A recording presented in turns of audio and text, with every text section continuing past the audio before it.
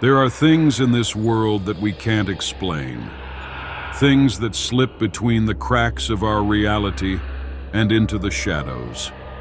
What if one night you came face to face with something so dark, so evil, that you couldn't escape? Something not of this world, but from the very depths of hell. This is the story of a man who never believed in demons. That is, until he met one. For Jason, the move to the old house on the outskirts of town was supposed to be a fresh start. After a messy divorce, he needed a change. The house was cheap, tucked away from the busy city life, and perfect for someone who wanted peace and solitude. It wasn't the kind of house you would expect to find in a quiet neighborhood. The windows were dark, the paint chipped and faded, and the yard was overgrown with weeds. But it was affordable, and Jason didn't mind a little work. After all, he had always enjoyed the idea of fixing things up. From the moment he moved in, there was an odd feeling about the place. The air seemed thick, as if something was waiting. But Jason shrugged it off. He wasn't the type to believe in superstitions. On the first night, as he settled into his new home, he felt oddly isolated.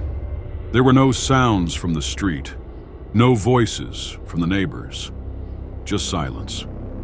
It wasn't peaceful silence. It was an unnerving silence. But still, Jason thought it was just the newness of the place, the unfamiliarity. He tried to sleep, but something kept him awake. The feeling that he wasn't alone. His eyes darted around the room, but there was nothing to see. Just the shadows, the creaks of an old house settling. Still, he couldn't shake the feeling that something was watching him. The first real sign came a few days later. Jason had been unpacking his boxes when he found an old antique mirror in the attic. It was covered in dust, and the glass was cracked. It looked like something that had been forgotten for years. But for some reason, Jason couldn't bring himself to throw it away. It had a certain charm about it. He placed the mirror in the living room near the window, where the sunlight could hit it just right. That night, he stood in front of it, admiring the way the light reflected off the cracked surface. That was when he saw it, something moving behind him. At first, it was subtle, like a shadow shifting. Jason thought it was his imagination, maybe the dim light playing tricks on his eyes. But then it happened again. This time, he saw a figure, tall, dark, with a hunched back, appearing in the reflection. Jason spun around, but there was nothing there. His heart raced, his hands clammy with sweat. Nothing. It had to be his mind playing tricks on him, right? But the feeling didn't go away. That night, as he lay in bed, trying to push the unsettling thought from his mind, he heard something. Whispers, faint and soft, coming from the direction of the living room. Jason, come closer. Help us. He bolted out of bed, his heart pounding. He rushed to the living room, but there was nothing. The mirror was dark and still. But the whispering, it had never stopped. The days following that night were a blur of unease. Jason tried to push the haunting feeling to the back of his mind, but it lingered. The mirror seemed to draw him in, and every time he looked into it, he saw that shadow, standing behind him, watching him. One evening after a long day of work, Jason came home to find his house completely dark. The power was out. He thought nothing of it, assuming it was just a fuse. But as he moved through the house trying to find the circuit breaker, he noticed something strange. The house felt colder than usual, even though the heat was on. Then, the whispering began again, clearer this time. "Jason!" it called, the voice low and growling like it was right behind him. Jason's body froze. He turned slowly, his breath shallow. But no one was there. The house was empty. "Come closer," the voice urged, followed by the sound of scratching against the wall, as though something was trying to break through. Jason's fear turned to dread. He ran to the living room where the mirror stood. This time, he didn't hesitate.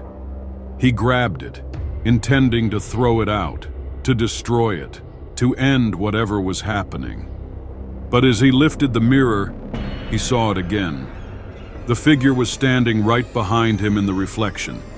He turned, heart racing, but there was nothing. No one was there. But the reflection, the shadow, it was there, moving closer, its form more distinct. Its eyes, black, soulless, watching him. "Leave, now!" The voice growled, echoing in his mind. Panic surged through him. Jason slammed the mirror to the ground, shattering it into 1,000 pieces. The room went silent, but the unease lingered, thick and suffocating. That night, Jason couldn't sleep. Every creak in the house, every gust of wind outside made him jump. He couldn't shake the feeling that something was following him. Around 3 a.m., he heard it again, the whispering. But this time, it wasn't just a whisper. It was louder, almost like a growl. The air around him turned icy. "Jason!" the voice rasped. This time, it was unmistakable. It wasn't just a shadow. It was a demon. He jumped out of bed and rushed to the living room, but the room was empty. Nothing was there.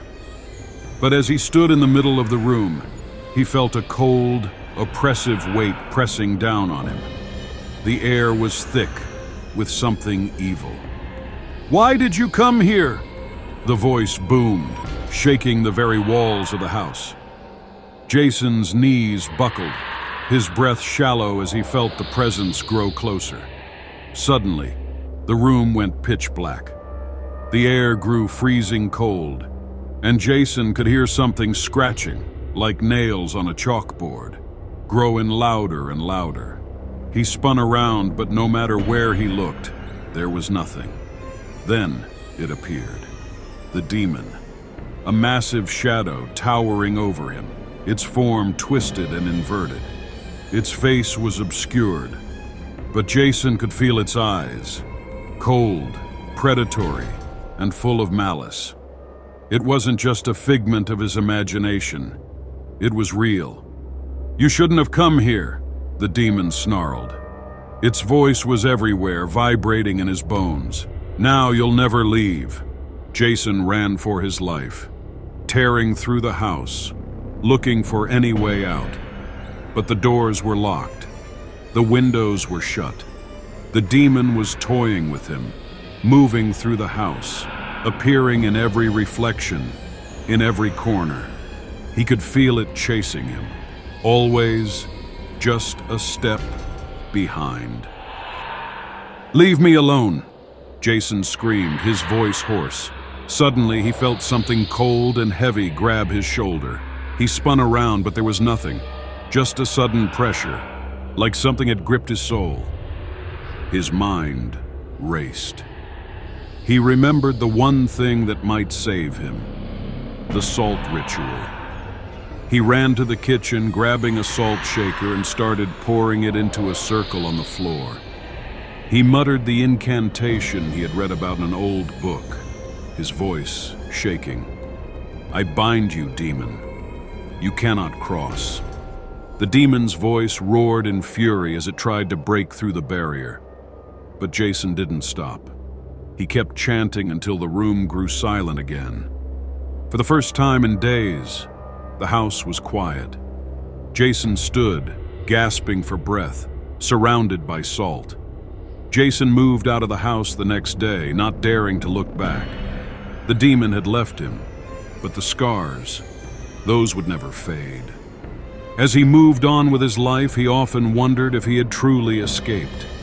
Sometimes, when the night was quiet, when the wind howled through the trees, he'd hear it again, the whispers. "You cannot escape me, Jason." Some doors should never be opened and some demons should never be confronted. Like, share, and subscribe for more terrifying encounters that will make you question what's real.